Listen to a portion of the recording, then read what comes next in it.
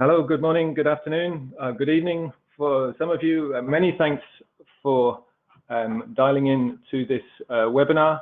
We're launching today a new piece of IA analysis from the World Energy Outlook series called the Outlook for Offshore Energy.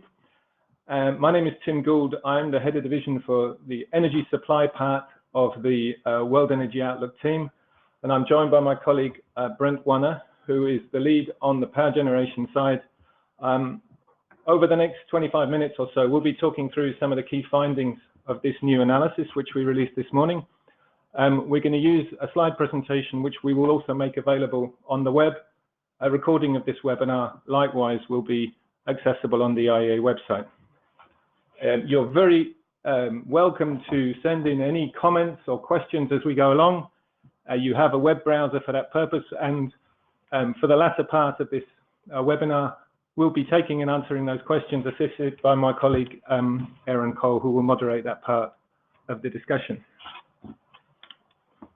I wanted to start the presentation today with some relatively broad context, some thinking about the role of the world's oceans and seas in the global economy.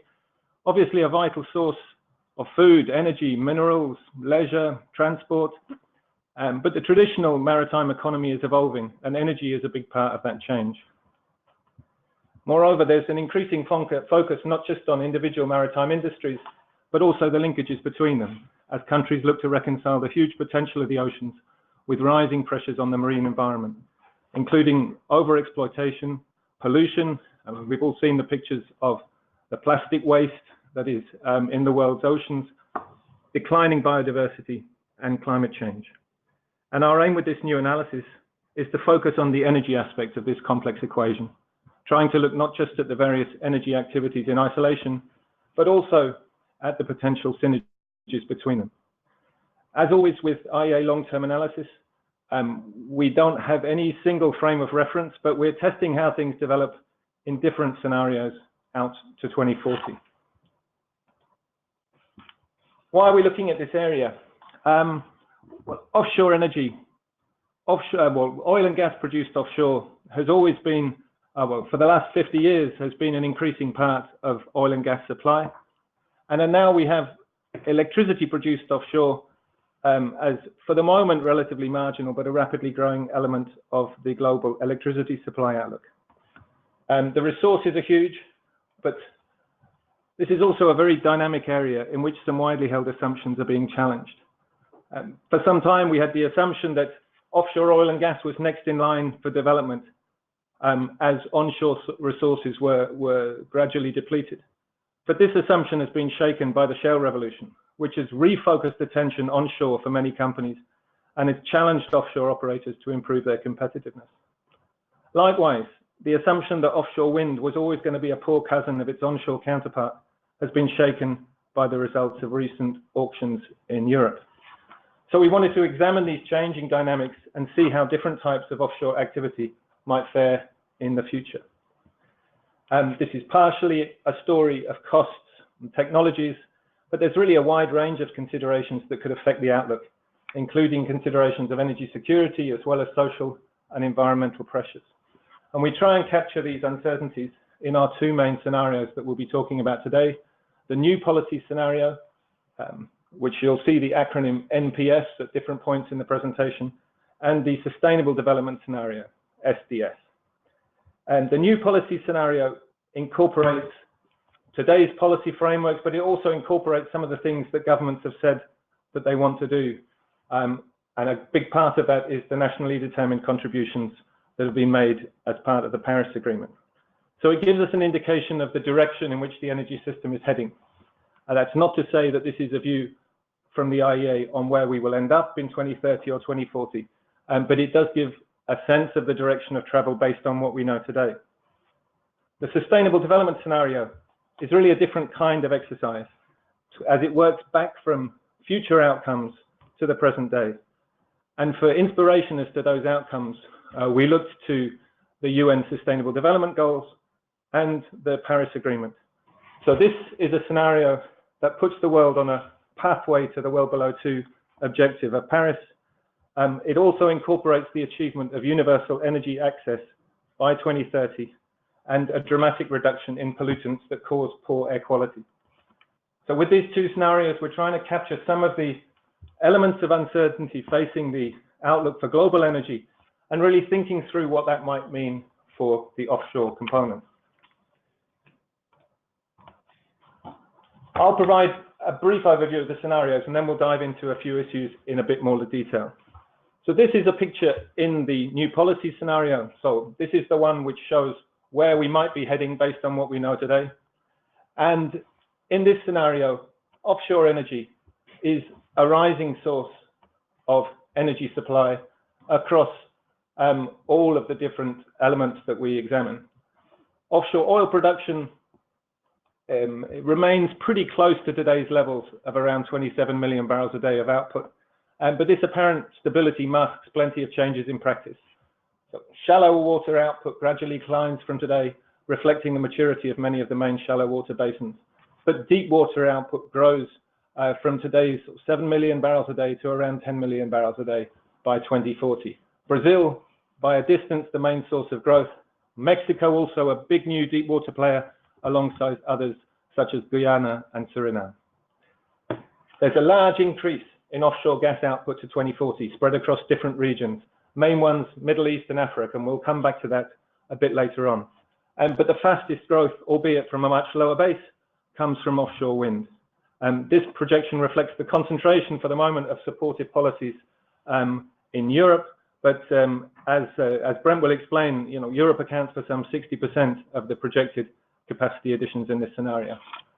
So if I wanted to characterize the overall picture from our new policy scenario, by 2040, offshore energy is still largely dominated by hydrocarbons globally, but there is a different balance of activity in Europe, particularly in the North Sea, where a thriving offshore wind industry coexists with a maturing oil and gas sector. But this projection is by no means set in stone, and wanted to see what a different outcome would look like in our sustainable development scenario. And the balance of offshore energy output shifts substantially. Much more uncertain long-term environment for large-scale, capital-intensive offshore projects, notably for the oil side, but also a much more supportive environment for low-carbon electricity production. So offshore wind output doubles by 2040 and really becomes much more of a global phenomenon. That's the global overview. Now turning to a bit more detail. And I wanted to start with oil, since that's, we just looked at the oil projections for the two scenarios. There is some longer term uncertainty, but what I wanted to show here is that the near term case for investment remains robust. Indeed, the main issue that we see is not whether offshore oil investment is needed, but whether it will come in time. What we're looking at here is the oil resources that are subject to final investment decisions in offshore projects, looking at averages for different time periods. These are for conventional crude. The figure varies year by year, but in general, about 7 billion barrels were approved for a development each year between 2000 and 2014. Let's not forget that upstream investment is required not only to meet increases in demand, but primarily to compensate for declines at existing fields. So for conventional oil, for the system as a whole, we lose the equivalent of the North Sea in declines from existing fields each year. So that's around 3 million barrels a day of declines in post-peak fields that needs to be compensated by new projects just to keep oil production flat. And with the oil price decline from 2014, this figure halved as proposed new offshore projects, especially deep water projects, were among the first to be delayed or cancelled. But offshore projects are now coming back into the picture, typically looking much leaner and fitter than they did before. Only the best projects are going ahead, and there's also a large overhang in the market for offshore services and equipment that's helping to exert downward pressure on costs. So the costs of your offshore projects are typically looking, the break-even prices are typically 40 or 50% lower than they might have been prior to 2014. And in our view, these projects are now needed. Our estimate is that offshore approvals need to rebound to well above the historical average over the period to 2025, even with large projected growth in tight oil from the United States. in order to avoid price spikes and volatility. And the same is true even in a sustainable development scenario in which oil demand heads for an early peak. Offshore oil investment since 2014 has been falling short of what would be required, even in a scenario fully compliant with the Paris Agreement. A few words on natural gas. It's worth remembering as a background piece of information that natural gas does relatively well in the new policy scenario. So a 45% increase in demand between today and 2040, the majority of that coming from emerging economies. The first point of interest, if you're looking for changes since 2000, is the shift to onshore gas production in North America, particularly in the United States. And this is really a product of the shale revolution. And the other thing to point out is the very large expansion in offshore gas production from the Middle East. This is largely to do with Qatar and to some extent Iran developing the world's largest gas field, which is the offshore North Field for Qatar, South Pars in Iran. And the Middle East is very well placed not to serve importing markets in Asia and Europe in the future. And that's why, together with the lifting of the moratorium in Qatar, why we see some continued expansion in production from that region. Another region that's well placed to serve both, serve a range of markets is the East Africa, so the discoveries made offshore Mozambique and Tanzania. And Africa also plays a very significant role in the expansion of offshore gas production in this projection. Final point here is some aspects of gas supply that used to be predominantly onshore, including liquefaction and regasification, are now increasingly an offshore activity too. In the case of liquefaction, I mentioned the Mozambique, and the first investment approved of those offshore Mozambique resources is indeed a floating LNG facility. And the regasification business has also shifted from being primarily an onshore business in advanced economies to an offshore business in emerging economies, with the notable exception of China. And the ability to deploy these facilities, especially regasification, relatively quickly, is providing an important element of flexibility in global gas supply. So with that, we've covered some of the oil and gas aspects, and I'd like to pass across to my colleague Brent, who will talk through some of the issues around offshore electricity generation.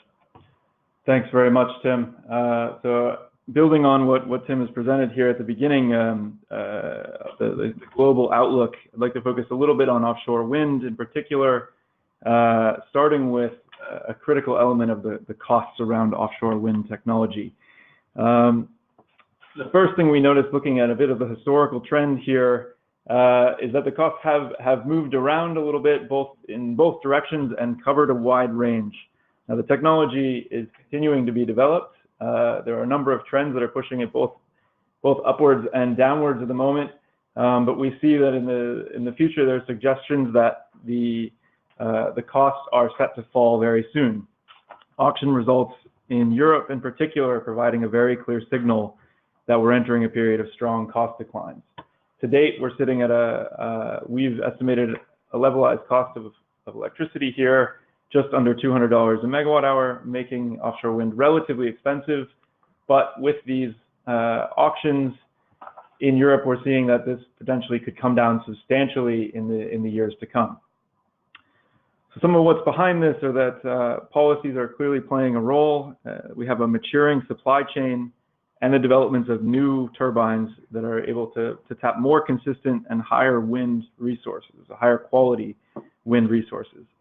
The big question is what this means for future global average costs and whether it's going to spark a new surge of policy support for deployment. For the moment, the global cost reduction trajectory that underpins our new policy scenario projections, we apply a learning rate of about 11% per doubling of total capacity. If we see where this leads us out to 2040, we see that the recent auction suggests a stronger cost decline. If these auctions become reality, we explored the potential of an accelerated gains case where applying a learning rate of something like 20% to the capital costs given the deployment we have in the new policy scenario. Now, I should also note here that we're showing the levelized cost of electricity, so capital costs are not the only element. the performance of the offshore wind turbines is also a critical piece here. And as the offshore wind turbines are becoming larger, in fact, they're becoming giants in many cases, the performance is improving quite dramatically.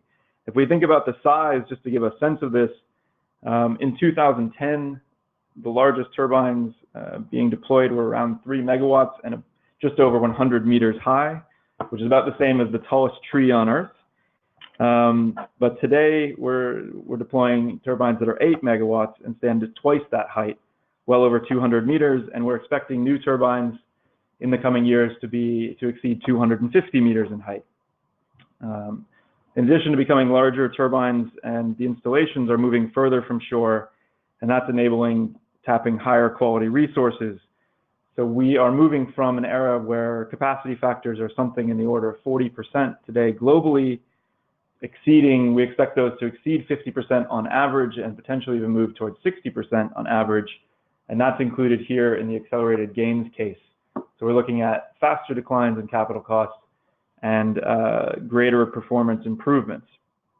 So on that basis, provides an enticing prospect for further development, further cost competitiveness, and a greater role in all scenarios, including our new policy scenario and others. So we look at where is offshore wind being deployed. To date, the answer is in Europe. Mainly it's been deployed here across several countries. We see more than 80% of the capacity today led by the United Kingdom with almost 7 gigawatts in 2016, and Germany with over 5 gigawatts as of 2016. If we look forward, we see that Europe continues to be the leader in terms of the technology, though with the Asia-Pacific region adding significant amounts of new capacity led by China. If we think about what kind of role the offshore wind would have in the electricity mix here, we're talking about a substantial amount of gigawatts. It would show in Europe that you're moving from offshore wind providing something like 1% of generation today to close to about 8% in 2040. And combined with its onshore counterpart, that would make wind actually the largest source of electricity generation in Europe in 2040 in the new policy scenario. In Asia Pacific, with much larger demand, it would play a smaller role there. If we think about the sustainable development scenario, where we're pursuing more aggressive climate goals, as well as tackling air pollution concerns and energy access concerns, there's a larger role for offshore wind. I would note here, please take note that the axes are different scales. So you have twice as much on the right in the sustainable development scenario as you have in the new policy scenario. In total, you have slight expansion in Europe, but you have major expansion in other markets, in particular Asia Pacific, but also North America and the United States within that. So this is partly a result of bringing down barriers, increasing CO2 prices, tapping more renewable energy resources. This is offshore wind being tapped alongside onshore wind, solar PV, pushing other low carbon sources, driving forth on nuclear as well, and carbon capture, storage, and use. So we see a larger role here in the longer term.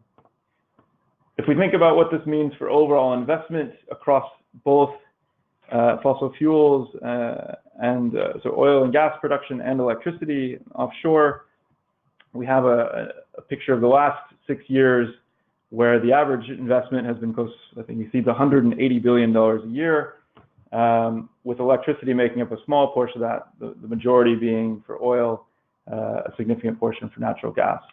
If we look forward in the new policy scenario, this continues to increase, mainly driven by increases in oil and natural gas. So the focus being very much on the hydrocarbon side, and the investment increasing substantially in electricity, but still remaining the minority. If we think about the sustainable development scenario, the picture looks a bit different. We have more of an evening out between these activities. If you look in the last 10 years of the sustainable development scenario, for example, you have the investment split roughly 1/3 for electricity, 1/3 for natural gas, and 1/3 for oil. This offers a reassuring perspective for companies engaged in the offshore energy sector, though of course this represents a shift between where that investment goes. With that, I'll pass it back to Tim.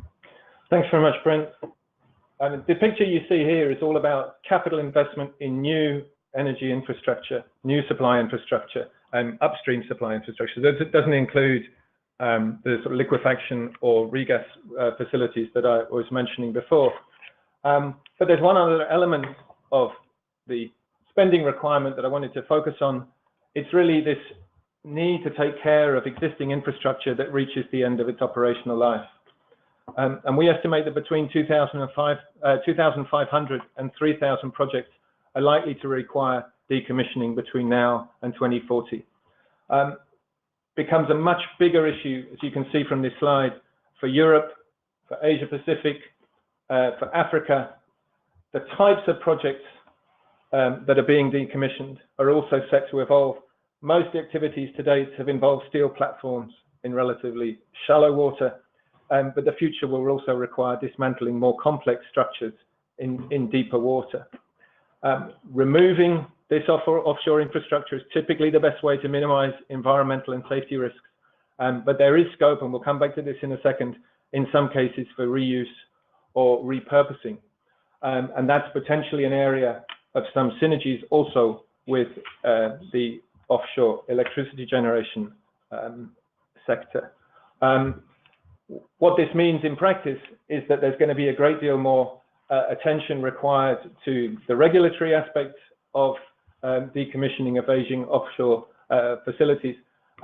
There's also a potential decommissioning issue ahead for some of the offshore wind farms. Indeed, we have already seen some decommissioning activity for offshore wind, but the overwhelming balance of that activity is on the oil and gas side.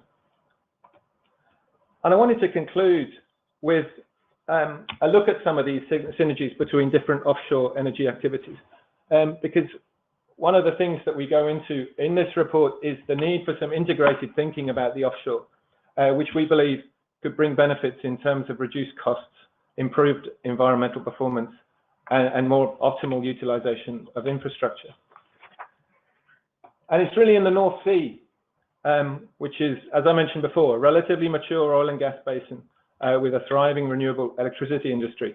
We're already seeing some crossover between the sectors, and this is really going to be, you know, the laboratory in which we test some of the various long-term concepts for collaboration between different parts of the offshore energy sector. One aspect of that is the overlapping competencies required to construct and maintain offshore projects and to operate in harsh marine environments. We estimate that around 1/3 of the full lifetime costs of an offshore wind project, that'll include operation, maintenance, and service costs, may have significant synergies with the oil and gas supply chain. And that's one of the reasons why we've also seen some large oil and gas companies moving to become major players in offshore wind. And indeed, one former oil and gas company, Ørsted in Denmark, has moved entirely to wind and other renewables. Another area that we wanted to highlight is the possibility to electrify offshore oil and gas operations where there are wind farms nearby, or via floating turbines, reducing emissions of carbon dioxide and air pollutants. And this would be facilitated further in the case of the North Sea if some of the more ambitious schemes for offshore wind come to fruition. And we've highlighted here the idea to build a North Sea wind power hub on one or more artificial island areas, such as the Dogger Bank in the central North Sea. There's also scope to find some new uses for existing offshore infrastructure once it reaches the end of its operational life, in ways that might aid energy transitions in the future. For example, platforms, oil and gas platforms could provide offshore bases for the maintenance of wind farms. They could house facilities to inject CO2 into depleted fields. They could also, looking slightly further ahead, house facilities to convert power to hydrogen or ammonia. We've highlighted some of these issues here for the North Sea, but in our view, the potential synergies are really not confined to Europe. And one of the main messages that we'd like to emphasize for this, from this analysis, is that the need for integrated offshore thinking extends well beyond the energy sector to encompass shipping, port infrastructure, relationships with other maritime industries, and all aspects of the marine environment. And with that, what I will do is I will leave some of these conclusions up on the screen, and we will turn to some of the questions that we've received. Many thanks to all of you who've already written in. We have received now plenty of questions to keep us busy for around the next 20 or 25 minutes or so.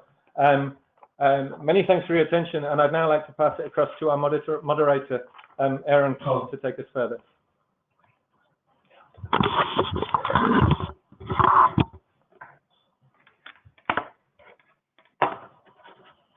So hi, I think the first question goes to Tim.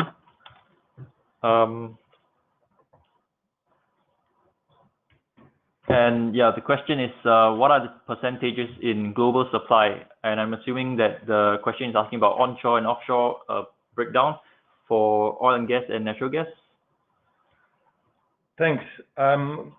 So the starting point is that both for oil and gas, the share of offshore supply in total supply is more than 1/4. So if we just look at oil, it's around 29%, 22% is in shallow water, another 7% from deep water, and that remains broadly stable over the period to 2040. So it goes from 29% in total to 28% in 2040. In the case of gas, the starting point is pretty similar. So around 28% of today's global gas supply comes from offshore facilities. But the vast majority of that is from shallow water. But in the case of gas, we do see an increase in our projections to 2040. These are all figures from the new policy scenario, which would take us up to around 1/3 of global gas produced offshore. Brent has already given some of the numbers for offshore electricity generation. The starting point here is really that offshore electricity production is still a relatively marginal part of global supply as a whole. That's 0.2% of electricity. That increases, but I think the relevant indicators here are the ones that Brent was talking about for some regions.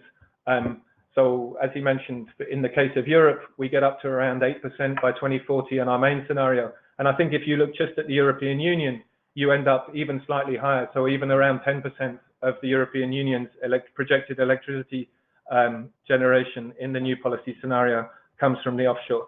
The global numbers are of course lower, but given that the deployment is in fact regionally quite diverse, I think it's probably better to look at the regional numbers in isolation there. Okay, thanks, Steve. So the second question is on offshore wind. And the question is, you expect the average capacity factor to go above 50% and even 60%. Do we know by when? Sure. Thanks very much for the question. Yeah, so happy to say in the report, we have a figure showing this. We see now already projects that are able to achieve some of these capacity factors. So the key is about raising the average overall. So moving in the new policy scenario, for example, we see capacity factors rising over 50% in the 2030s. There is the potential, though, if you focus on the tallest turbines with the best performance characteristics, that this could reach 60% also in the 2030s or by 2040. I think this also relates to another technology aspect that I'd like to highlight is the development of floating offshore wind turbines, where you're able to move either tap resources that are in deep water near shore, but also to move potentially further out from shore and tap higher quality resources that would enable higher capacity factors.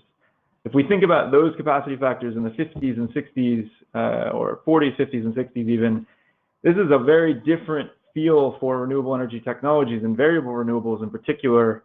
If you compare that to the onshore wind counterpart, which worldwide today has an average capacity factor of 24%, and solar PV, for example, has a global average capacity factor of 12% today. Now, with new technologies and in the best locations, you're talking about upwards of 20% for solar PV, over 40% for onshore wind. But this changes the dynamics and moves it into almost a baseload type situation where these offshore wind turbines would be producing power most of the time at fairly high levels. Thanks, Brent. Another question for offshore wind. How wide an uncertainty band do you have for North American wind? Do you see a possibility of much larger and more rapid growth? So you may hear in my accent that I'm American myself, so this one's near and dear to my heart. But the United States particularly has a huge amount of potential for offshore wind along obviously the east and western seaboard. The question, or one of the challenges there, is along the west coast, is you have very deep, well, relatively deep water for offshore wind development very near the coast. So again, this is one place where floating offshore turbines and floating modules would be really critical to being able to tap that resource. And we're seeing some of the first larger commercial scale projects coming online recently. The first pair of sort of 30 megawatt or larger projects have come on in the last 2 years. The costs need to come down from where they are now, but it's a new technology, and it's expected to come down faster than fixed bottom offshore turbines. If we think about the East Coast, it raises one of the big challenges of developing transmission and network infrastructure to support the development of offshore wind turbines. There have been proposals in the past to build an undersea network that would enable more offshore wind development. There are currently leases and auctions going for the spaces to develop and to pursue that. There's a very long fought project, the Cape Wind project, that has run into challenges after years of development. So there are so far there have been the regulatory hurdles and the challenges of developing the network have slowed development in the US, but it is something with concerted policy action and a breakthrough, or more of a big step forward on the networks, could enable much faster and much larger growth. With so much demand along the eastern seaboard, this could be potentially an interesting way, an important way to meet that demand. Okay, so the next question is on offshore investments, and maybe that's perhaps one for Tim. So why are offshore investments in the sustainable development scenario lower than in the new policy scenario? Thanks. I think there's a couple of important elements of context there. One is that relative to the new policy scenario, the sustainable development scenario in general sees slightly lower investments in energy supply. And that's because what you have between those two scenarios is a significant shift in the composition of investment away from the supply side and more towards supporting necessary improvements in energy efficiency. And that additional investment in demand side improvements in efficiency therefore brings down the need for all sorts of aspects of energy supply. And because of the carbon constraints, fossil fuels in general are significantly, production of fossil fuels is overall lower, much lower than in the new policy scenario. That's of course true for coal, the most carbon intensive of the fossil fuels. It's also true for oil, which sees an early peak and then a decline back down to around 73 million barrels a day in this scenario, compared with a decreasing pace of rise, but nonetheless a steady rise in the new policy scenario. Gas is the least affected, but still, and indeed it ends up higher than today in 2040 in the sustainable development scenario. But there's still a gap towards to the levels in our new policy scenario. And what that means in practice is that that lower demand for fossil fuels also brings down the required investment on the offshore side. So it's that combination of the shift in general away from fossil fuels, oil in particular in that scenario, and the overarching improvements in efficiency that characterize the sustainable development scenario. Okay, next question. Has the IEA examined how these two scenarios, the NPS and the SDS, measure against the CO2 budget that must not be exceeded if the temperature rise is to be kept below 1.5 or 2 degrees Celsius? Maybe Tim? The answer is yes. The new policy scenario, it's really based on our reading of today's policy frameworks and commitments. As I mentioned, that includes the nationally determined contributions made for the Paris Agreement. And our analysis, in common with many other pieces of analysis, finds that that is not sufficient to put CO2 emissions or energy-related CO2 emissions on a path consistent with Paris. Indeed, some recent analysis that we did for the emissions trends in 2017 shows that after 3 years of relative stagnation, energy-related CO2 emissions started to climb again last year, which clearly is not consistent with the aim of Paris to achieve an early peak and rapid subsequent decline. So the new policy scenario, it reflects some substantial changes. It reflects a lot of investment that's being made in cleaner and more efficient energy technologies, but it does overshoot by some distance the carbon constraint that is implicit in the Paris Agreement. The Sustainable Development Scenario, by contrast, is explicitly modeled in order to meet those carbon constraints. So we do look to hit all of the objectives of the Paris Agreement.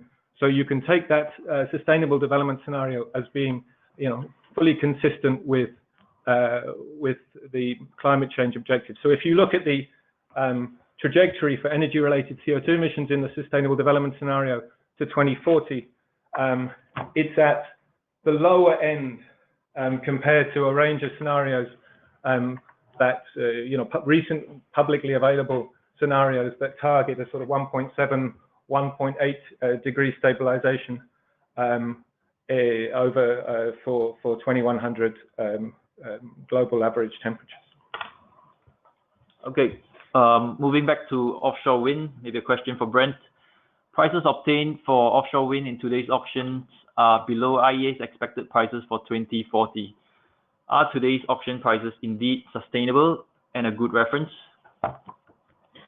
Thanks very much for the question. And yeah, this is a very interesting point, and we mentioned was one of the motivations of taking this deep dive in offshore energy, in particular offshore wind, were exactly these auctions, some of which listeners may be familiar.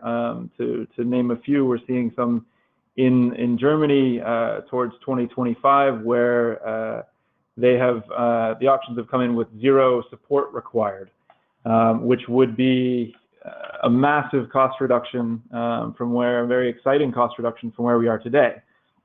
There's 2 points to consider are often these auctions, whether they include all of the technology costs, including the transmission connections, is a critical question. And on the figure that we presented and in the report, we have used adjusted prices which look to incorporate all of those costs. Because, for an example, some auctions are actually the cost of transmission is covered outside of the auction, so it's not reflected necessarily in the price or the bid that you'd see. That said, if you look at the second point is that you have a range of costs for historical projects. Many, of course, above and below the average. What we showed there was a global average. So we expect that very low cost projects will continue, particularly nearer shore projects that are able to connect to existing offshore networks. And this is particularly true in the North Sea. But as they move further offshore, the interconnections are a bit longer, or opening up new markets, those projects will be more expensive. So I mean, these are extremely kind of site-specific costs, and ultimately we shouldn't expect that the lowest auction prices we see today will be necessarily repeatable, making that the average. I think it's very clear that these represent the best projects in terms of costs, and ultimately the average will be slightly higher, but this is surely good news and makes them more competitive with other power generation technologies at large, and as well as other renewable energy technologies, including the onshore counterparts, which are today much less expensive, and also this makes it more competitive with solar PV deployment. So in total, this is good news for the renewable energy space and low carbon space, and efforts to combat climate change. Okay, we have now a question on integration. Is the integration of offshore oil and wind likely to be led by oil producers, oil services industry, or the wind industry? Yeah, thanks very much for that question. I think the first thing to say is that you need to have some good matchups in terms of geography for this to work, and also in terms of industrial capacity. And what we did in the report, in addition to the focus on the North Sea, is to consider in general terms where that matchup might be most favorable. In our view, China's a potential candidate. There's some other parts of Asia that also have some significant potential overlaps between the offshore oil and gas activities and offshore wind. And in terms of who's going to lead the integration, I think some of it is clearly going to come from the oil and gas industry. The scale of offshore wind projects can actually make them quite a good match for oil and gas companies. Large offshore wind project is comparable to a medium-sized upstream oil and gas development. Both types of projects have a long-term time horizon, in addition to all of the elements of project management that oil and gas companies bring to the table. The services industry, likewise, can be an important factor in that, as we've seen in parts of the North Sea. When I talked about 1/3 of the lifetime costs of a wind project having significant complementarities with the oil and gas supply chain, we need to take out of that one of the biggest capital cost elements, which is the manufacture of the turbines themselves. But the importance of subsea structures, experience with floating facilities, associated anchors and moorings.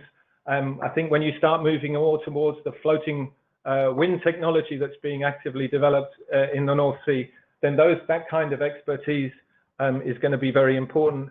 There's the manufacture of substations, cables, and some other areas where there's really quite a lot of overlap. And we shouldn't forget the support services, maintenance and inspection services, an area where oil and gas practices and safety standards are likely to be highly transferable. From the perspective of the wind industry, I can see that there are some significant gains there in terms of efficiencies along the supply chain. However, I wouldn't like to suggest that this integration is going to be completely seamless. The cyclicality of oil and gas activity, I pointed to some risks there in our presentation. It means that suppliers can move in and out of emerging offshore wind markets in a way that risks some discontinuities in the development of the wind power supply chain. So that's something to be aware of. However, there's still, in our view, large net gains from sharing these sort of expertise, capital, and supply chain efficiencies. And one element that's not mentioned in the question, but we feel is particularly important, is going to be the role of governments. Because in our view, there's a big policy aspect here in terms of maritime spatial planning, in terms of managing these interdependencies across different aspects of the offshore energy sector. And that's something that we already see developing in the North Sea. But that supportive element of government policy would also need to be present in some other parts of the world. Okay, we now have a question on marine energies for Brent. Could you provide a summary of your findings in relation to marine energies such as tidal and wave, etc.? Yes, and thanks very much for the question. So yeah, as we were looking at offshore energy sources at large, of course, we were interested in the technologies mentioned, the marine technologies in particular. In terms of our outlook, well, the first point is that tidal technologies represent the vast majority of the existing marine technologies, and most of this, there's essentially two very large projects existing today, and one in France and one in Korea, that produce all of the vast majority of marine-based electricity generation. We see tidal as being the most, or one of the most promising, but the dominant marine technology going forward. There are a number of large projects that are at the proposed phase or planning design phase, including several in the United Kingdom. And ultimately, the cost of those technologies is going to be, the cost of delivered project is still quite uncertain, and that will be a key point as we're seeing the falling cost of other renewable energy technologies. This space is becoming very competitive, and including offshore wind. As these costs fall and floating turbines potentially become more relevant and more accessible and more deployable, those costs, that cost competition also includes marine technologies. I'd mention also that we looked into and consider in general and keep an eye on developing technologies, including ocean thermal energy and wave power. These are mainly at the kind of development stage, and improving the technology and improving the technology at cost, as well as there are some environmental concerns as well that are related. But these technologies we see still being representing a minority element, but needs further innovation support, some R&D spending, in order to develop further and to become commercially viable in the context of having other renewable energy technologies that are moving down the cost curve quite substantially.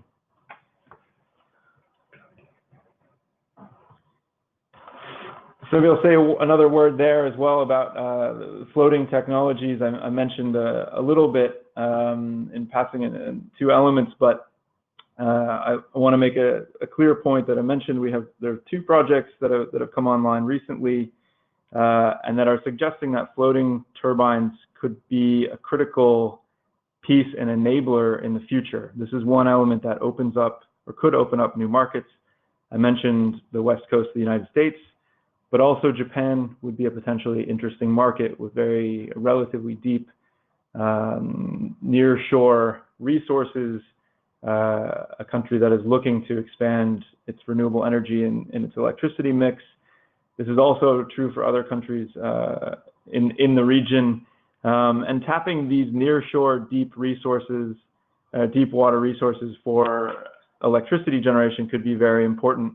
And so there's a lot of active development of these technologies, and something we will be actively monitoring. And we make sure to raise that in the report, that floating offshore turbines are something that, if the costs are able to come down quickly and able to, it could be very much a part of the competition I mentioned amongst renewables. Okay, so we have time for probably one last question here on offshore wind.